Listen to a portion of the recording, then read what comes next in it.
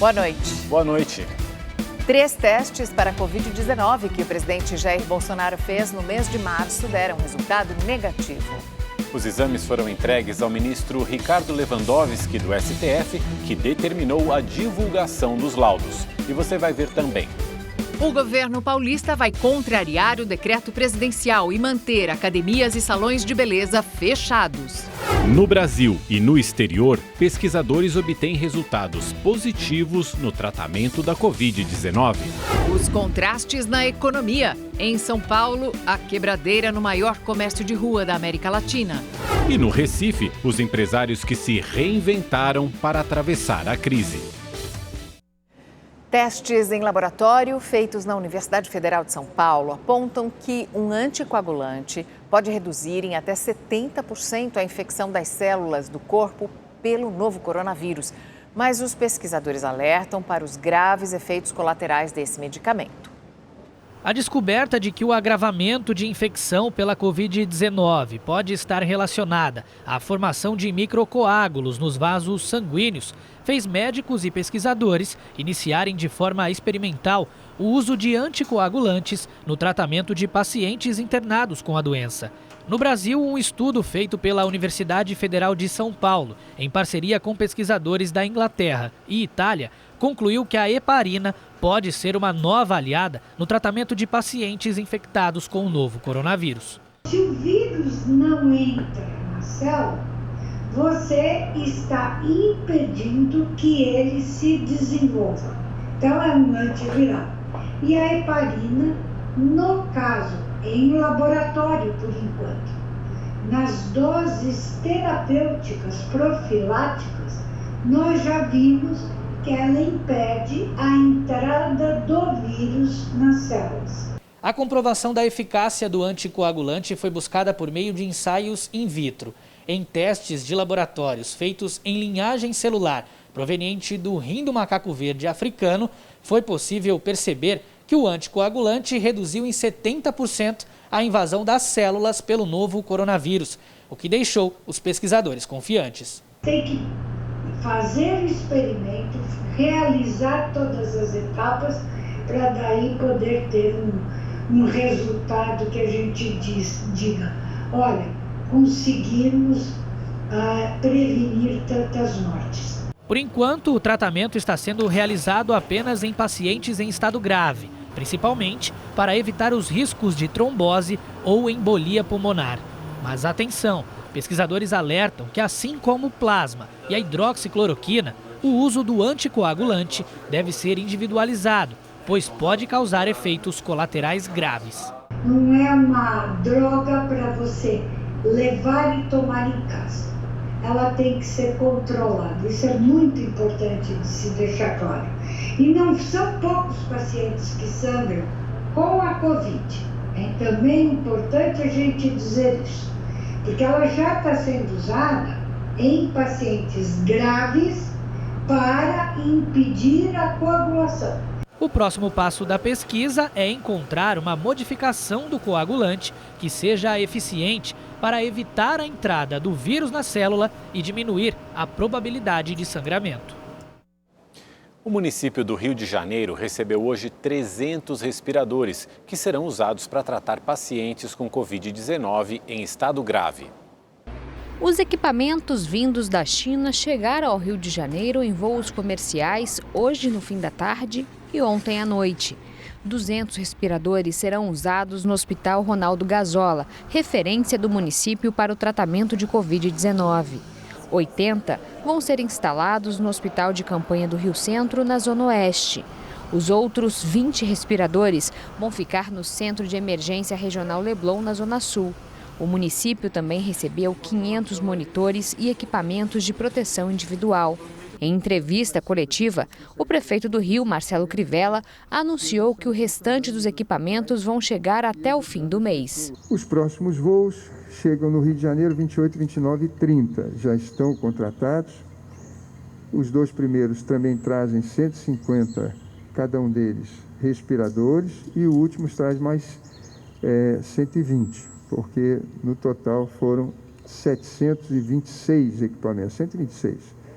ainda continuamos tentando ver se conseguimos aqueles 80 que foram comprados em São Paulo, mas ainda não temos uma resposta do Ministério da Saúde. A estimativa da Prefeitura é que em até 10 dias, as 381 vagas do Ronaldo Gazola e os 500 leitos do Rio Centro estejam preenchidos. Sobre a possibilidade de renovação da quarentena na capital, que inicialmente vai até o dia 30 de maio, Crivella afirmou que a decisão vai depender da curva de contaminação do novo coronavírus e do número de leitos disponíveis. À medida que nós tenhamos leitos, vamos dizer assim, disponíveis em boa quantidade e as nossas curvas estejam baixando, claro que nós vamos voltar às atividades. Maior centro de comércio da América Latina e um dos principais pontos turísticos da capital paulista, a Rua 25 de Março amarga prejuízos. Os comerciantes querem discutir com o poder público a possibilidade da reabertura das lojas para tentar evitar a falência. O maior comércio popular da América Latina chega a receber em torno de 1 milhão de consumidores em um dia, em vésperas de feriados. Na quarentena, 2 datas animadoras para o comércio não tiveram movimento: a Semana Santa e o Dia das Mães. Vem aí o Dia dos Namorados, que é outra data forte nas vendas. Mas o que esperar? Os comerciantes estão preocupados. A venda online nem de longe se compara com os dias em que as lojas estão abertas. Por isso, eles querem negociar com a Prefeitura e o governo do estado a reabertura do comércio num sistema de rodízio. Só que a proposta não foi aceita e muitos cogitam demitir todos os funcionários e fechar as portas definitivamente. Teve gente que não resistiu. Sem cliente não tem dinheiro. Sem dinheiro não tem como honrar os compromissos. Tem loja que já fechou as portas.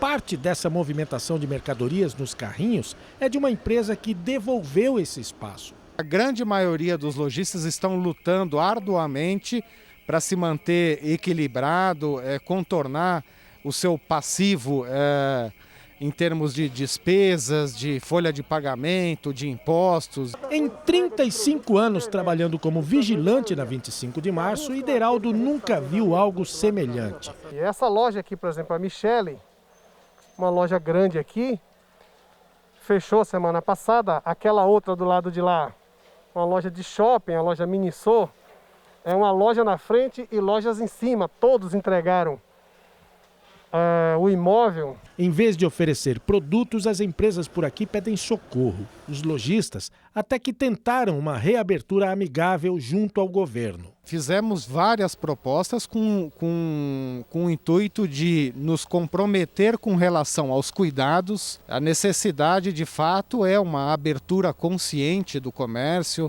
com os devidos cuidados.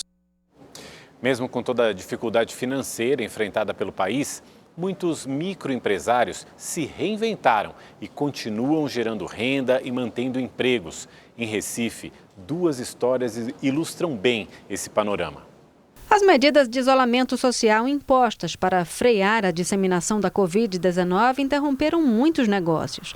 Dielson tinha um karaokê bar no centro do Recife. Para se manter, o microempresário agora está produzindo quentinhas.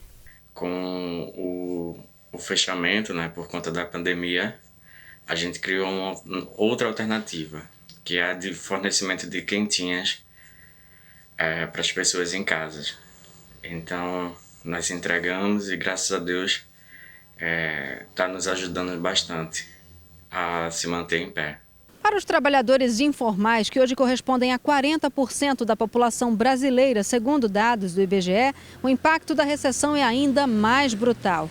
Mas em meio ao caos, muitos profissionais autônomos hoje estão focando em uma das poucas oportunidades que surgiram com a pandemia: a produção de máscaras, que já são obrigatórias em várias cidades brasileiras. Natália Borges é designer e costureira. As máscaras de tecido viraram o carro-chefe no seu ateliê. Em média, confecciona 25 peças por dia e ainda faz o serviço de entrega para toda a Grande Recife. Eu disponibilizei a modelagem das máscaras de tecido para as pessoas poderem fazer em casa. Também fiz uma live para elas costurarem junto comigo essa máscara à mão. Depois disso, as pessoas começaram a encomendar muitas máscaras E eu estou vendendo através do ateliê e do WhatsApp. Com superação e criatividade, muita gente vai tentando driblar a crise econômica causada pela pandemia. E tem novidade na tela da Rede TV, o Rede TV Plus, que te garante muita interação e a chance de ganhar prêmios.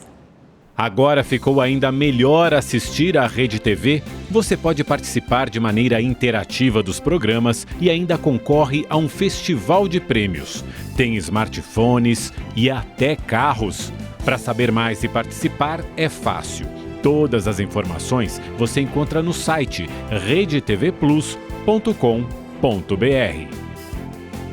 O presidente Jair Bolsonaro cobrou alinhamento dos integrantes do governo e disse que o ministro Luiz Eduardo Ramos se equivocou durante depoimento no inquérito que apura se Bolsonaro teria tentado interferir na Polícia Federal. Hoje também foram divulgados os exames do presidente que confirmaram que ele não foi infectado pelo novo coronavírus. Depois de 2 semanas de disputa judicial, a Advocacia Geral da União enviou ao Supremo Tribunal Federal os resultados de 3 exames feitos pelo presidente Jair Bolsonaro e que apontam que ele não teve Covid-19. No início da tarde, o ministro Ricardo Lewandowski tirou o sigilo dos documentos. Os 2 primeiros exames foram feitos em um laboratório particular, nos dias 12 e 17 de março, pouco depois que o presidente voltou de uma viagem aos Estados Unidos e que vários integrantes da comitiva foram diagnosticados com coronavírus. A terceira amostra foi colhida no dia 18 e encaminhada para o laboratório da Fiocruz.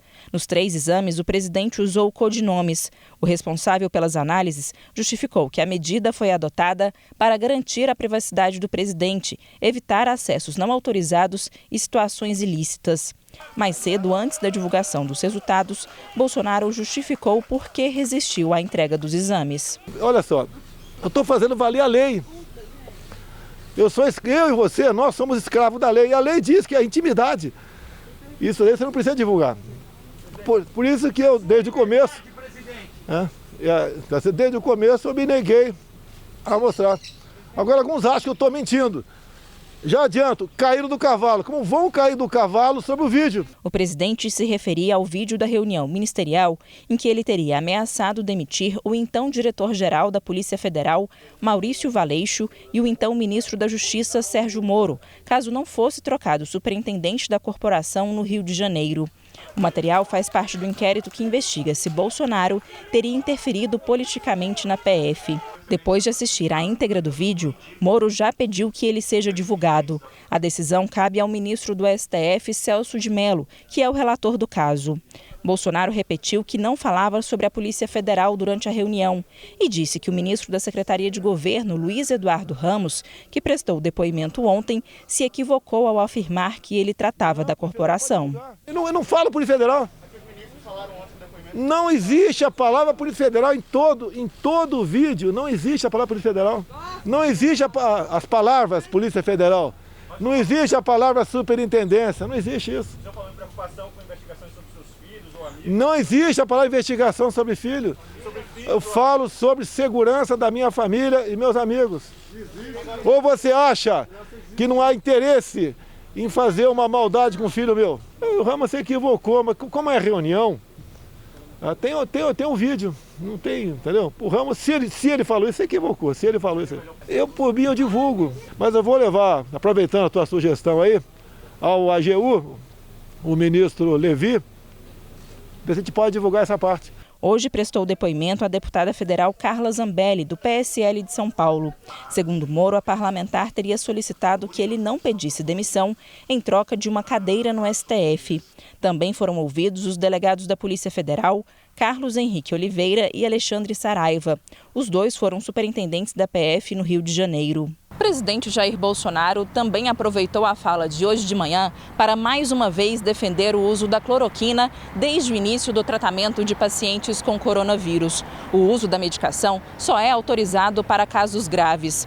Ontem, o ministro da Saúde, Nelson Taixe, fez uma publicação nas redes sociais alertando para os efeitos colaterais da cloroquina. Ainda assim, Bolsonaro disse que vai conversar com ele e negociar a liberação da medicação para todos os casos. O presidente também aproveitou para pedir alinhamento da equipe. Olha só, todos os ministros, todos, eu já sei qual é a tua pergunta, você quer dizer o seguinte, tem que estar afinado comigo, todos os ministros são indicações políticas minhas, tá certo? E quando eu converso com os ministros, eu quero eficácia na ponta da linha. Esse caso não é eu gostar ou não do ministro Tais, tá? É o que está acontecendo, nós estamos tendo aí centenas de mortes por dia. Se existe uma possibilidade de diminuir esse número com a cloroquina, por que não usá-la? Alguns falam, pode ser para ser. Eu falo, pode ser, a gente não sabe. Mas pode não ser também, a gente não pode daqui a 2 anos falar, se tivesse usado a cloroquina lá atrás, teremos salvo milhares de pessoas. Só isso. Em Minas Gerais, uma força-tarefa foi criada para ajudar famílias carentes durante a pandemia. A rede de solidariedade funciona através de uma plataforma que reúne os projetos sociais aos parceiros. Essas mulheres do projeto Flores do Morro, em Belo Horizonte, têm aproveitado a doação de retalhos de tecidos para fazer máscaras de proteção contra o coronavírus. Assim, conseguiram uma nova fonte de renda. Em outra iniciativa, uma vaquinha virtual já arrecadou quase R$2.000. A força-tarefa chegou também ao maior conjunto de favelas da capital mineira. O Carolinas é mais um projeto que conta com a ajuda da rede de apoio social chamada Periferia Viva. O principal objetivo da rede de solidariedade é conectar quem precisa com quem pode ajudar. Para isso, foi criada uma plataforma com dezenas de iniciativas, principalmente campanhas de arrecadação de alimentos e material de higiene pessoal. A gente conseguiu articular, por exemplo, centenas de doações de cestas básicas e até uma cooperativa de costureiras moradoras de periferia que hoje estão conseguindo ter uma alternativa de geração de renda. A Associação de Pessoas com Doença Falciforme de Minas Gerais atende mais de 7.000 famílias carentes em todo o estado. Durante a pandemia, a situação se agravou ainda mais. As mães ligavam, as crianças mandavam áudio que não tinha nada para comer mesmo, estava passando fome. E a gente foi buscando esses parceiros para, de certa forma, a gente conseguir atender essas famílias para que eles não passassem fome. Com a ajuda da plataforma do Periferia Viva, dezenas de cestas básicas já foram distribuídas. Meire acompanha o sobrinho nas sessões de transfusão de sangue de 15 em 15 dias e passou a receber ajuda depois que perdeu o emprego durante a pandemia. Trabalhava na Casa de Família há 4 anos, né? Agora, quando começou isso, eles me dispensaram. Aí estou parada em casa, né? Porque eu não tenho outro recurso, né? E sempre eu venho cá para eles me ajudam com a cesta básica. Irani e o filho Joel Henrique, que faz tratamento há 5 anos, também foram beneficiados com as doações do projeto. Com a economia da cesta, eu posso trazer os outros alimentos que eu não podia trazer antes. Leite, uma carne. Salões de beleza, barbearias e academias vão continuar fechados no estado de São Paulo. A decisão foi divulgada hoje pelo governador João Dória, do PSDB, no Palácio dos Bandeirantes. A determinação contrária ao decreto do presidente Jair Bolsonaro é válida até 31 de maio. Salões de beleza, barbearias e academias permanecerão fechados. O governo alega que não há estrutura sanitária suficiente para a reabertura dos serviços. Até o dia 31 de maio, nenhuma modificação será feita na quarentena de São Paulo, e isso é válido para todo o estado de São Paulo, inclusive os municípios. Dentro da questão da academia, quer dizer, primeiro que é um local onde as secreções são abundantes, né? Outro ponto, quer dizer, quem faz exercício físico de máscara, né, é muito difícil. É muito complicado respirar. E ali umedece aquela máscara muito rapidamente, né? Então, deteriora a qualidade da proteção da máscara. E segundo, terceiro, ou melhor, para você higienizar esse ambiente, ele teria que ser feito a cada uso. Salões de beleza. Quer dizer, o contato físico entre o cuidador e a pessoa é muito próximo. Quer dizer, ela vai manipular a pessoa, ela vai tocar no rosto da pessoa, vai tocar nos cabelos da pessoa. O governo também anunciou investimento de 30 milhões de reais em 350 novos leitos para a Baixada Santista, segunda região mais impactada pela pandemia no estado. Serão 50 leitos de UTI e outros 300 leitos clínicos. Nós estamos melhorando a taxa de ocupação de leitos com esses novos leitos na Baixada, mas a preocupação cresce. Teremos um maio de crescimento agudo ainda em toda a Baixada Santista. E a taxa de isolamento segue abaixo do mínimo esperado, 48,4% na Grande São Paulo e 47% no estado. Apesar da ampliação do número de leitos de UTI, o governo admitiu hoje a possibilidade de lockdown. Ela tem que ser considerada assim se não ocorrer uma inflexão, tanto na taxa de isolamento, tá? Como também no aumento do número de leitos. As aquisições de novos respiradores continuam. No primeiro lote foram 40 equipamentos. O governo espera a chegada de outros 1.150 aparelhos até o próximo dia 20. Então a nossa expectativa é que na semana que vem a Secretaria da Saúde já tem 1.300 leitos prontos para receber os respiradores. Esses 1.150 das 3 compras que estão sendo entregues semanalmente, eles concluem a entrega até o dia 19. A partir do dia 20, então, mais 1.150 respiradores nesses leitos, né? Como você viu na reportagem, mesmo depois do rodízio ampliado de veículos para toda a cidade de São Paulo, a taxa de isolamento social continua abaixo dos 50% aqui na capital paulista. Quem tem as informações ao vivo é o repórter Guilherme Lopes. Oi, Guilherme, boa noite. Olá, Mariana, Mauro, boa noite a vocês, a todos ligados com a gente. Essa medida adotada pela Prefeitura com o objetivo de aumentar a taxa de isolamento social na capital paulista não tem surtido efeito, pelo menos por enquanto. De acordo com o Centro de Monitoramento Inteligente do Governo do Estado, que faz essa medição, a taxa de isolamento ontem, aqui na capital, ficou em 48%. Esse é o mesmo índice se a gente comparar a terça-feira da semana passada. Já em relação à segunda-feira, a taxa caiu 1%. Desde o início da semana está valendo essas regras mais rígidas de rodízio aqui na capital paulista. Carros com placa final par só podem rodar em dias pares e carros com placa final ímpar só podem rodar em dias ímpares. E pelas ruas a gente de fato percebeu uma redução no número de veículos. De acordo com a CET, 1,5 milhão de veículos deixou de rodar nas ruas de São Paulo. Hoje, a CET registrou uma lentidão de aproximadamente 4 quilômetros. Na semana passada foi de 24 quilômetros. Porém, por outro lado, essa medida acabou jogando muitas pessoas para o transporte coletivo. Segundo a SP Trans, ontem houve um aumento de 135 mil passageiros. Já em relação à segunda-feira, esse aumento foi de 270 mil passageiros que passaram a utilizar ônibus, trens e metrôs aqui na capital paulista. Da Ponte das Bandeiras, Guilherme Lopes para o Rede TV News.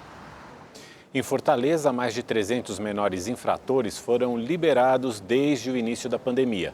E no Porto, 2 embarcações estão em isolamento. Os navios estão em quarentena, ancorados no Porto do Mucuripe, sem permissão para embarque ou desembarque de pessoas. Um deles é brasileiro. Veio da Bahia com destino ao Rio de Janeiro e tem 2 tripulantes infectados. O outro navio, com bandeira da Libéria, saiu do Porto de Santos e teve um caso suspeito. O tripulante foi autorizado a desembarcar para atendimento médico.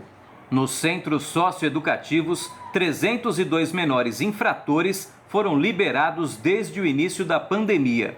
Alguns com autorização da Justiça, que comprovou haver surto da doença em um dos locais de internação.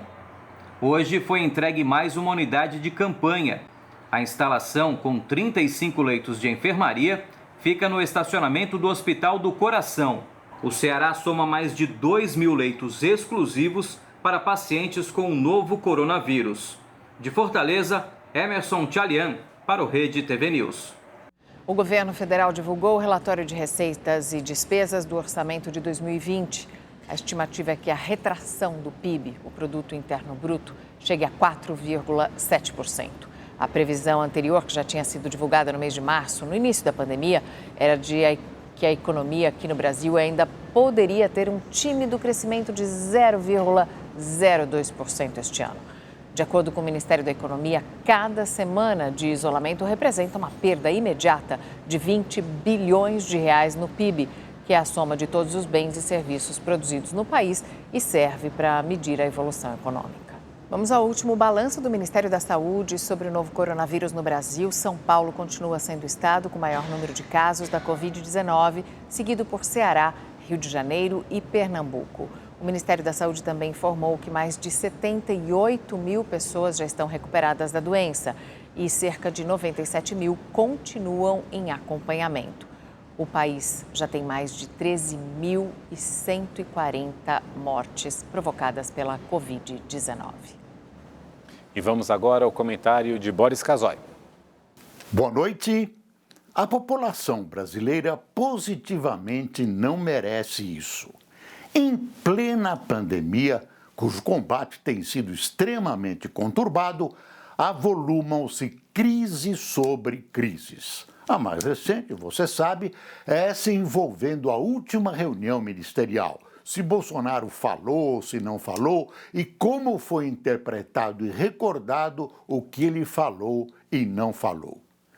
Isso tudo, infelizmente, desvia a atenção dos que precisam decidir sobre os grandes problemas nacionais.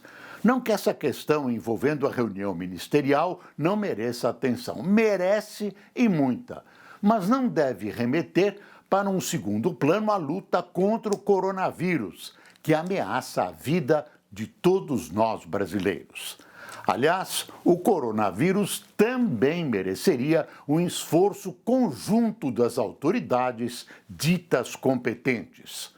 O momento exige união, criatividade e decisão, mas antes e acima de tudo, exige juízo.